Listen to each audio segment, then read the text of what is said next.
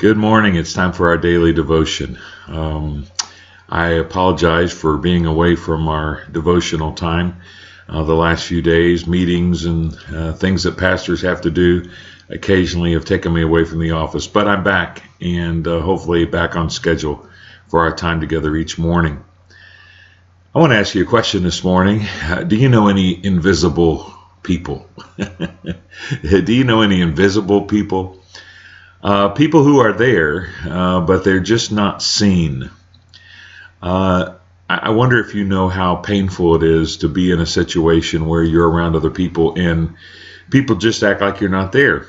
They act as though you don't exist. They can't see you. Sometimes that's intentional. Sometimes we're getting the cold shoulder or somebody's trying to prove a point. A whole lot of the time I think it's unintentional, and we just don't think about making an effort to notice the people in the room, to notice the people at church, to notice the people in the hallway, to notice people who we work with and walk by their cubicle every day, or go to school with and walk by their desk every day. And there are lots of people in this world who feel as though they never get noticed. Now, some of that has to do with our positions in life and the roles that we play.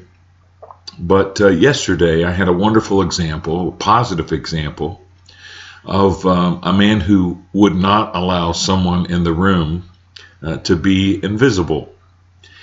Yesterday morning I attended the pastors' conference for our association. Lots of pastors there. We had some great speakers, and one of the speakers was Dr.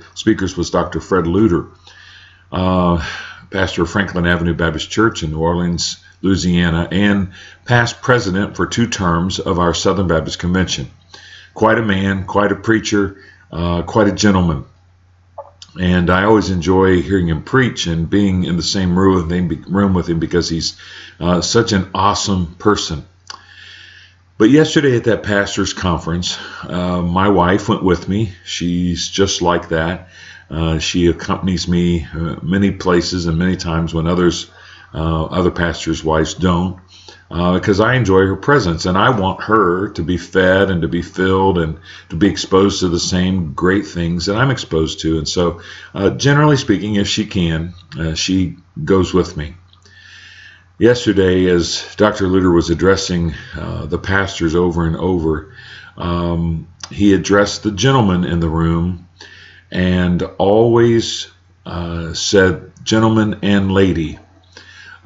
He noticed that my wife was there, that she was the only woman there.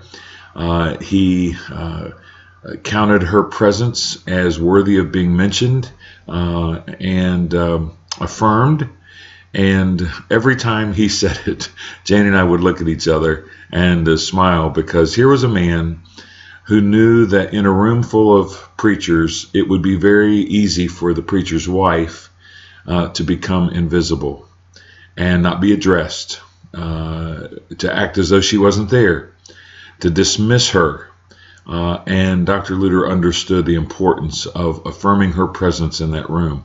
I have to tell you, that meant an awful lot to my wife, and it meant an awful lot to me, because when you honor the people that I care about and that I love, and you realize that they're not just tagging along, they're not just invisible people who are there because they have no option, it means a lot to me as well. So here is what I want to speak to you about today. In Jesus' ministry, we notice that Jesus had no invisible people in his life. Didn't you notice that as he walked by people who normally were invisible? The lepers, the blind, the deaf, the lame, the beggars, the prostitutes, those who were discounted by society and who were invisible to most people, especially religious people. Jesus saw, and he saw them and paid attention to them and affirmed their presence and met their needs and had compassion on them. That's what Jesus did, and so that's what we ought to do. So can I encourage you today as you go about your day's business tomorrow and this week and in the weeks to come, be on the lookout for invisible people, people who are in the corner, people who are standing behind someone else, people who are not being recognized and affirmed, people who are looked upon as unimportant in any social situation or even a church situation. And make an effort, not to embarrass them or call them out, but make an effort to include them in the conversation, to include them in the social event, to pull them out and recognize them and thank them for their presence and tell them that they're important, if not with your words, certainly with your actions and with your attitude. Be like Jesus today. Don't let there be any invisible people around you. Make it a great day, and I'll see you next time.